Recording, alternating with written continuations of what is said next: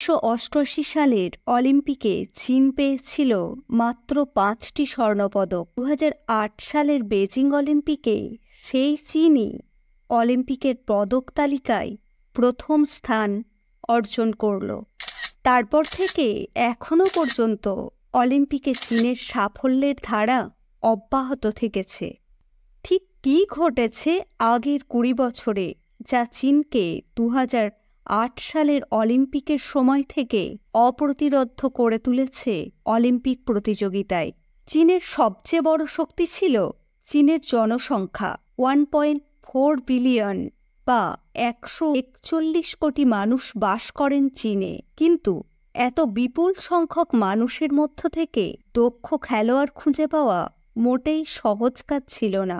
অলিম্পিকে সাফল্য অর্জন করার জন্য চীন নিয়েছিল সবচেয়ে বিতর্কিত বৈজ্ঞানিক পদ্ধতি খুঁজে বের করা, সঠিকভাবে নির্বাচন করা এবং ট্রেনিং দেওয়া।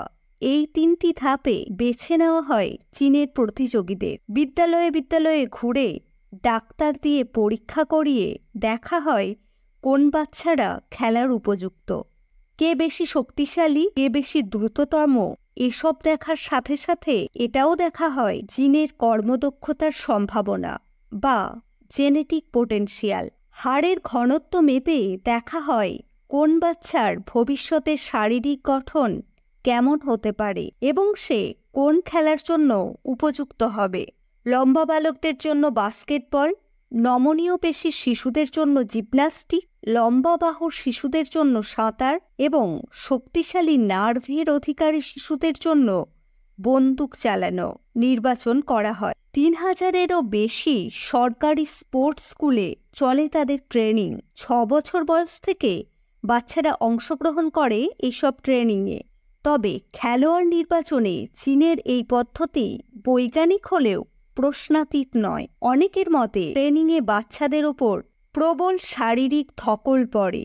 স্পোর্টস স্কুলগুলোতে পড়াশুনোর সাথে সাথে ট্রেনিং করার ব্যবস্থা থাকলেও খেলাধুলাই সেখানে প্রধান হয়ে ওঠে। স্কুল বিশেষে দৈনিক ৬ ঘন্টার ট্রেনিং করানো হয় শিক্ষার্থীদের। বাড়ি থেকে দূরে বোর্ডিং স্কুল সিস্টেমে এই বাচ্চারা ঠিক কেমনভাবে বেড়ে উঠেছে সেই নিয়েও প্রশ্ন তুলেছেন অনেকে। বাচ্চাদের বাড়ির সাথে দেখা করার সুযোগ খুবই কম ঘটে। এমনকি যে বাচ্চাটা হয়তো সাঁতারে আগ্রহী ছিল, তার ডাক্তারি পরীক্ষা অনুযায়ী তাকে ওয়েট লিফটিংয়ের ট্রেনিং দেওয়া হয়। এতে খেলা থেকে আনন্দটাই চলে যায়, থাকে শুধু বিরক্তিকর ঘন্টার পর ঘন্টা ট্রেনিং। অলিম্পিকে বছরের পর বছর চীন বিভিন্ন প্রতিযোগিতায় প্রথম স্থান অধিকার করেছে। পদকের র্যাঙ্কিংয়ে বিভিন্ন দেশের মধ্যে প্রথম দিকে স্থান পায় চীন। তাই স্পোর্টস স্কুলে ভর্তি হওয়া ছাত্রছাত্রীদের ভবিষ্যৎ উজ্জ্বল, এটা অনেকেই মনে করতে পারে। তবে বাস্তব উল্টো কথাই বলে। স্পোর্টস স্কুলগুলোতে ভর্তি হওয়া 80% ছাত্রছাত্রী বেরোজগারির শিকার হয়। সত্যটা নির্মম। লক্ষ লক্ষ ট্রেনিং দেওয়া ছাত্রছাত্রীদের 8 জনের মধ্যে 1 জন স্থান পায় আঞ্চলিক দলে এবং আঞ্চলিক দলের 3 জনের মধ্যে 1 জন স্থান পায় জাতীয় দলে। জাতীয় দলের খেলোয়াড়দের 5 জনের মধ্যে 1 জনের সুযোগ হয় অলিম্পিকে যাওয়ার। অর্থাৎ প্রতি 900 জন স্টুডেন্টের মধ্যে 899 জনই স্পোর্টসে কোনো কেরিয়ার করতে পারেন না। তাদের কাজ খুঁজতে হয় লেবার বা শ্রমিক হিসাবে, কারণ তাদের প্রথাগত শিক্ষা সেরকম জোর দেওয়া হয় না ট্রেনিং স্কুলগুলোতে। ফলে তারা অন্য চাকরি খুঁজে নিতে সক্ষম হন না। এক সন্তান নীতি চীনের এই অলিম্পিক ফ্যাক্টরিকে সমস্যার মুখে ফেলে দিয়েছে। অনেক সরকারি স্পোর্টস স্কুল বন্ধ হয়ে গিয়েছে। অভিভাবকরা স্পোর্টসের এই অনিশ্চিত ভবিষ্যতের মুখে সন্তানদের পাঠাতে চান না আর। তারা চান তাদের সন্তানরা যাতে খেলাধুলার সাথে সাথেই প্রথাগত পড়াশুনোর ডিগ্রি অর্জন করতে পারে। ফলে স্পোর্টসের সম্ভাবনা কম হলেও তাদের কাছে অন্য কাজের সুযোগ থাকবে। চীন বাধ্য হয়ে বোর্ডিং স্পোর্টস স্কুলের সংখ্যা কমিয়েছে।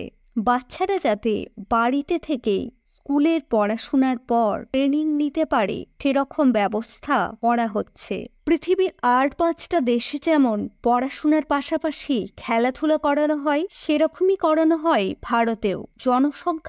জনসংখ্যায় চীনকেও টপকে যাওয়া ভারতের অলিম্পিক সাফল্য আজও অধরা। অন্যদিকে অলিম্পিকের চূড়ান্ত সাফল্যের পরও চীনের অলিম্পিক ফ্যাক্টরি আজ প্রশ্নের মুখে দাঁড়িয়ে। ভিডিওটি পছন্দ হলে চ্যানেলটি সাবস্ক্রাইব করবেন। ধন্যবাদ।